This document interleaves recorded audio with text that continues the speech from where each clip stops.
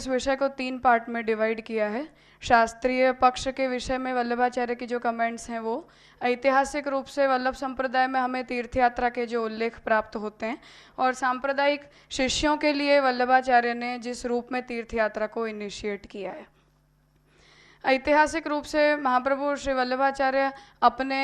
प्राकट्य के विषय में ये कहते हैं कि जैसे व्यास को भगवान ने सभी वेद शास्त्रों के अर्थ को प्रकट करने की आज्ञा दी और ज्ञानावतार के रूप में प्रकट हुए, उनके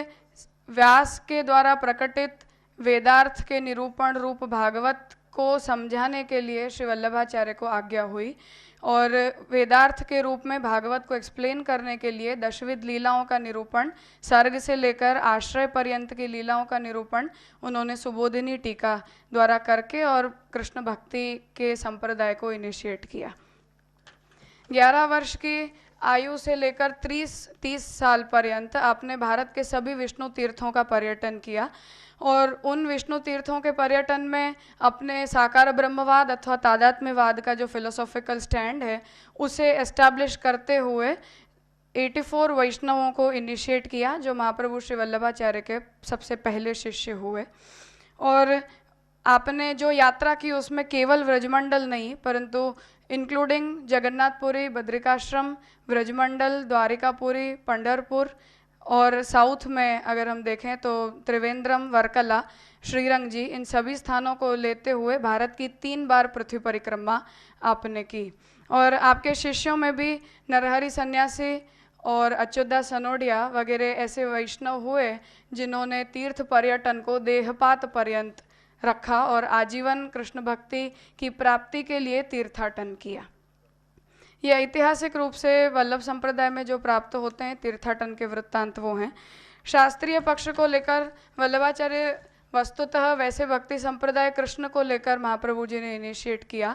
परंतु महाप्रभु ने तीर्थाटन के विषय को लेकर एक शास्त्रीय पक्ष को इस तरह से समझाया है कि तीर्थ के भौतिक, आध्यात्मिक और आधिदैविक तीनों स्वरूप होते हैं, और जो कोई भी जीव तीर्थाटन करता है वो मोक्ष प्राप्ति के लिए अथवा पाप मोचन के लिए करता हो तो अधिदेव के ऊपर कॉन्सेंट्रेट करना चाहिए बजाय कि उसके आधिभौतिक या आध्यात्मिक स्वरूप पर। एज इन जैसे काशी के विषय में वल्लभाचार्य ये कहते हैं कि लोग ऐसा समझते हैं कि काशी में मृत्यु होने से मोक्ष प्राप्ति होती है, परंतु काशी के महात्म्य का निरूपण जहाँ प्राप्त होता है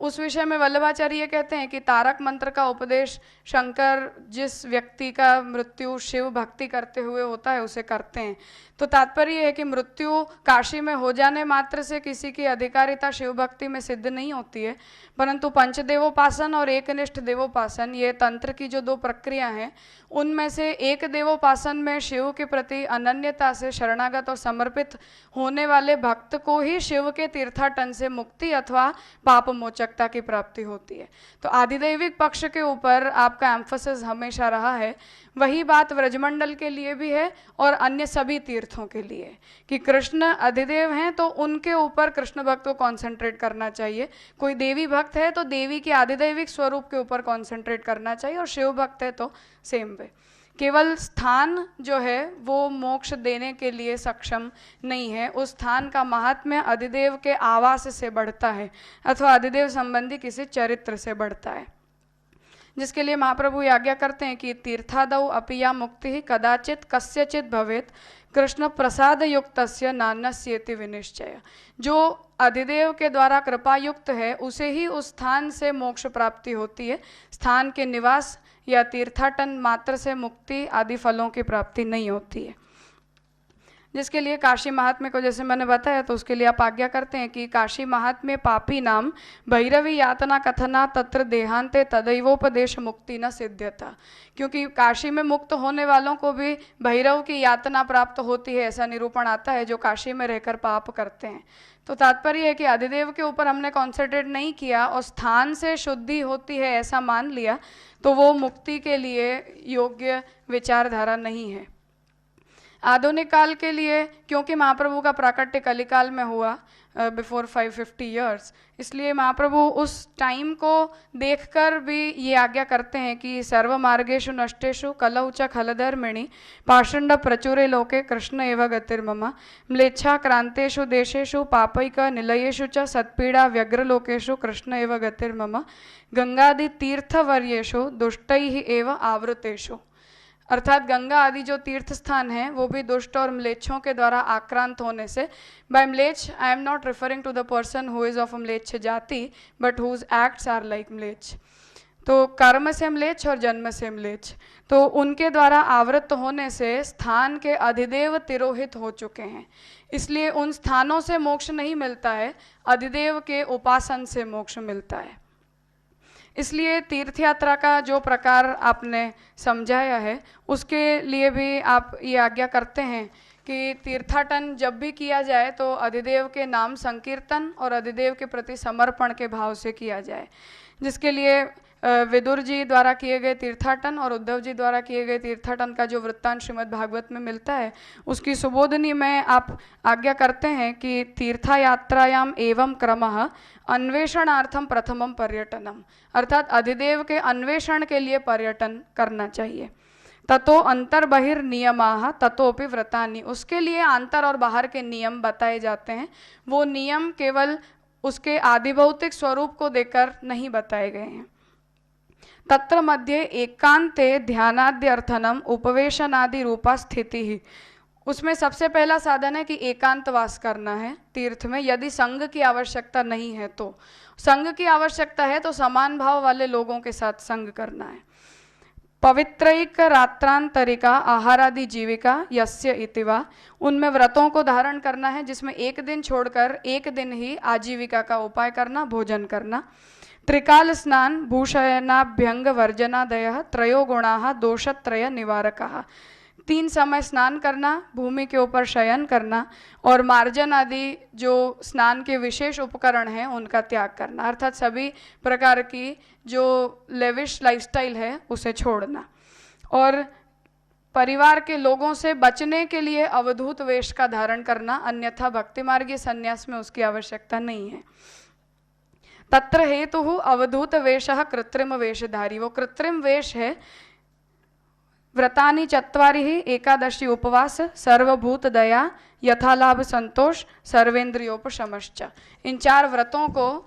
तीर्थाटन करने वाले व्यक्ति को धारण करना चाहिए और उसके फलस्वरूप जो भगवत प्राप्ति होती है उसका निरूपण श्रीमद् भागवत में ऐसे मिलता है कि ततस्त्वतिव्रज्य सुराष्ट्रमृद्धम सौवीर्य मत्सान कुरजांगलांश्च कालेन तावद्यनुमो मुनापमेत्य तत्रोद्धवम भागवतम ददर्श, अर्थात ऐसे तीर्थाटन के व्रतों को विदुर जी ने धारण करके क्योंकि तीर्थाटन किया इसलिए उन्हें उद्धव जी जैसे भक्त का संग प्राप्त हुआ और भागवत की सर्ग और विसर्ग इन दोनों लीलाओं के श्रवण मात्र से उनकी मुक्ति हुई। आगे व्रत के समय किस प्रकार का जीवन जीना चाहिए उसके व्रत के निरूपण का आप आज्ञा करते हैं कि यह तत्रपः पठन नित्यम नामानि च कृतानि च एकाकी निस्पृह शांतः पर्यटेत कृष्ण तत्पर देहपातन पर्यंतम अव्यग्रात्मा सदा गति उत्तमोत्तममेतद्धि पूर्वम उत्तममीरितम, अर्थात ऐसा तीर्थाटन कुछ काल पर्यंत करना ऐसा नहीं, परंतु जो व्यक्ति उस अधिदेव में मोक्ष की प्राप्ति चाहता है उसे देहपात पर्यंत इसी प्रकार के तीर्थाटन के व्रत को धारण करना चाहिए।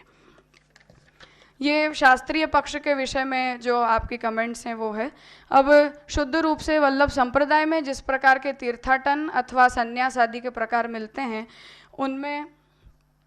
उनमें महाप्रभु आज्ञा करते हैं कि वस्तुतः भगवद रूप सेवार्थम तत्सृष्टि ही नान्यथा भवेत, ऐसी आज्ञा श्री वल्लभाचार्य करते हैं। अर्थात वैष्णवी सृष्टि जो कृष्णोपासना परक है उनके लिए भगवद रूप की सेवा ही उनके जीवन का लक्ष्य है, इसलिए सबसे पहला एम्फोसिस साधना चरण में गृह सेवा को दिया गया है, जिसमें परिवार का माहौल अगर वैष्णवी माहौल हो तो तनुवित्त जा सेवा अर्थात अपने तन और अपने वित्त अहंता और ममता के समर्पण पूर्विका सेवा, ये सबसे पहला प्रमुख सिद्धांत है।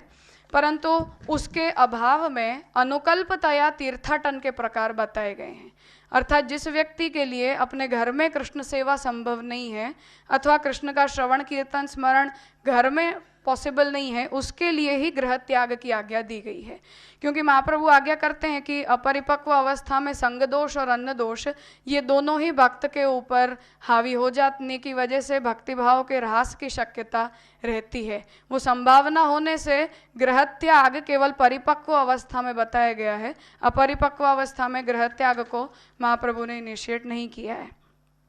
उसमें वो उस प्रकार के संन्यास के अनेक प्रकार बताए हैं जिसमें जब कृष्ण के प्रति आसक्ति हो जाए ऐसी अवस्था में घर का अपने आप छूट जाना, जैसे चैतन्य महाप्रभु का वृत्तांत हमें मिलता है उस प्रकार का। उसके अलावा मेंटली प्रिपेयर्ड होकर कृष्ण को अपने जीवन का लक्ष्य बनाते हुए गृह त्याग करना, अर्थात ऐसे बहिर्मुख परिवार में वो व्यक्ति रहना नहीं चाहता है ऐसी मानसिकता से, जिसका वृत्तांत विदुर जी के चरित्र में उद्धव जी में मिलता है भागवत में, कि परिवार का माहौल भगवत भाव युक्त न होने से विदुर जी ने गृह त्याग करके तीर्थाटन को चूज किया। और उसके अलावा जगन्नाथे विठ्ठले च श्रीरंगे वेंकटे तथा यत्र पूजा प्रवाहस्या तत्र तिष्ठेत स तत्पर, ये आज्ञा भी महाप्रभु सेवा करने में जो व्यक्ति सक्षम नहीं है उसके लिए करते हैं। अर्थात फिर से केवल ब्रजमंडल नहीं परंतु जगन्नाथ,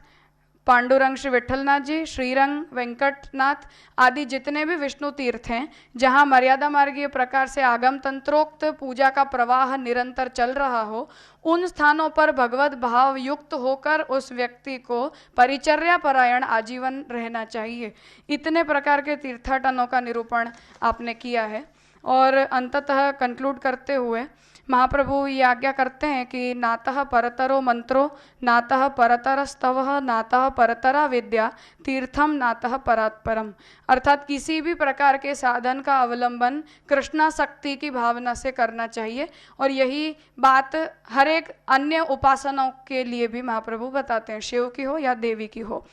इस मंत्र में महाप्रभु आज्ञा करते हैं कि प्रपंच विस्मृति पूर्वक हुई भगवद आसक्ति से श्रेष्ठ कोई मंत्र, स्तोत्र, विद्या एवं तीर्थ नहीं है।